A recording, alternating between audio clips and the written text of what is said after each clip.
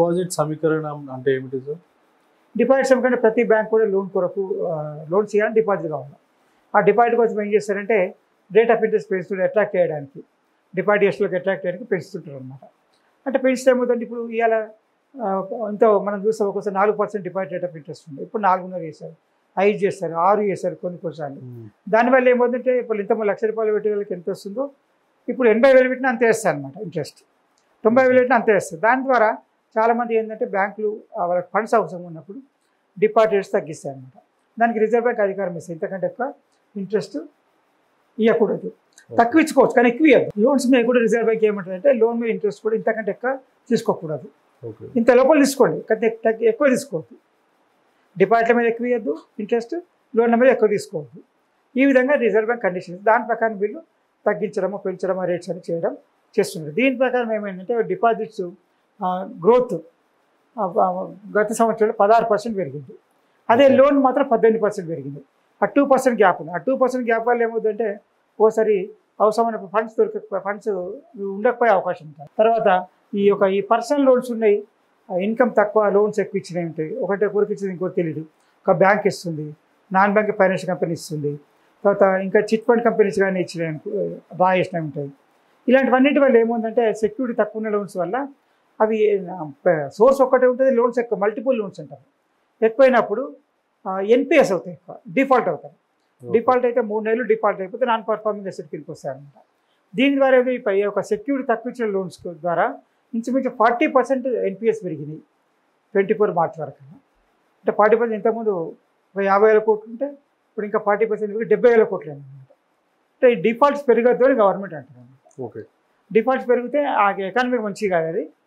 అంటే డిఫాల్ట్ పెరగడం వల్ల అమౌంట్ రాదు, తర్వాత ఇచ్చిన వాళ్ళకి నష్టం జరుగుతుంది, లోన్ ఇచ్చిన వాళ్ళకి నష్టం జరుగుతుంది, తీసుకున్న వాళ్ళు కూడా కట్టలేడు, ఓవర్ లోన్ అయిపోయింది, ఓవర్ లెండింగ్ అయిపోతుంది. దాన్ని అంటే డెట్ ట్రాప్లోకి రాకుండా చూడాలంటారు. తీసుకున్నారు డెట్ ట్రాప్లోకి రావద్దంటే లోన్ చెల్లించడానికి మళ్ళీ అప్పు తీసుకునే పరిస్థితి రావద్దు. ఓకే, ఇప్పుడు క్రెడిట్కి మధ్యలో డిపాజిట్కి మధ్యలో అంతర్యం ఏమైనా ఏర్పడుతుందా సార్?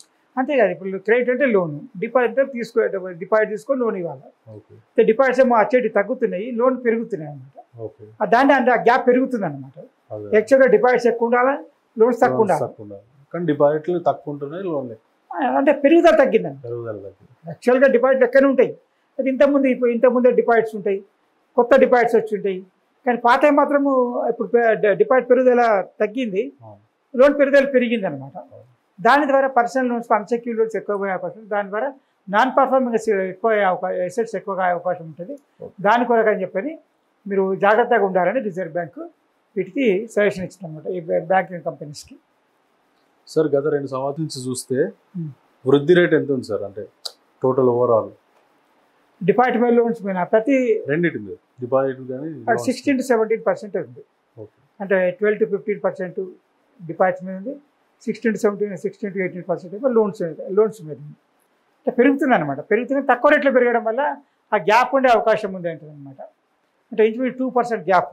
ఓకే, ఎప్పుడు డిపాజిట్స్ తగ్గుతున్నాయి, లోన్స్ పెరుగుతున్నాయి అనమాట. దాని ద్వారా కొంచెము ఫైనాన్షియల్గా ఫ్యూచర్లో ఎవరికైనా ఇప్పుడు ఈ సంవత్సరం ఇచ్చేస్తాం అందరికి, నెక్స్ట్ ఇయర్ ఎవరికైనా అవసరం ఉంటుంది వాళ్ళకి, ప్రయారిటీ సెక్టర్ అంటారు కదా, ఆ ప్రయారిటీ ఇచ్చేయడానికి అవసరం ఉంటే డబ్బులు ఉండవు.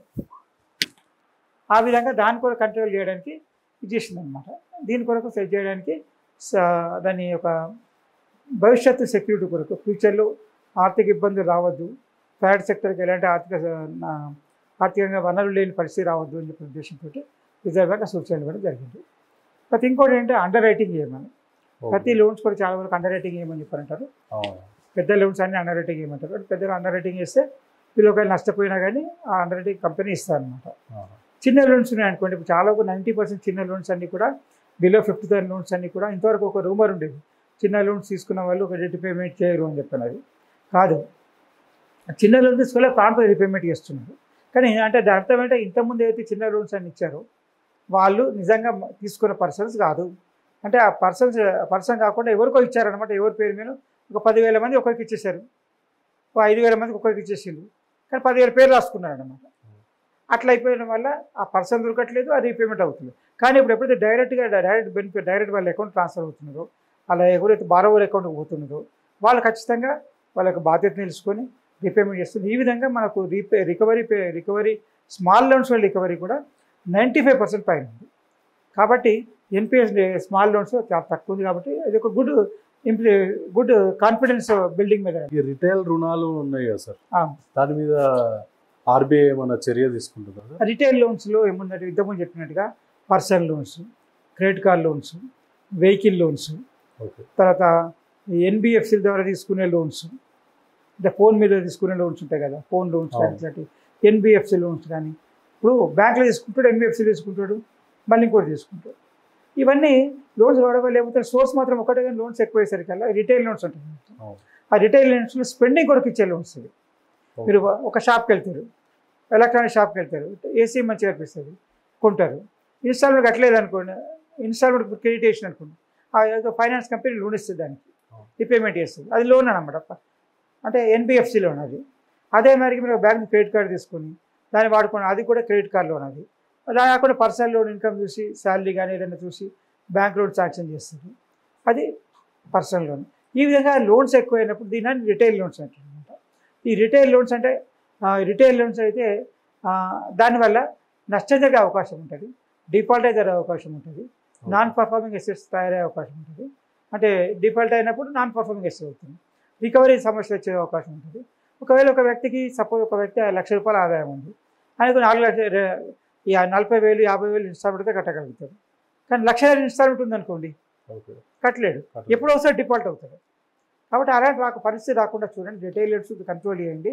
అంటే సెక్యూరిటీ లేకుండా ఇచ్చే లోన్స్ని, రిటైల్ లోన్స్ని తగ్గించండి.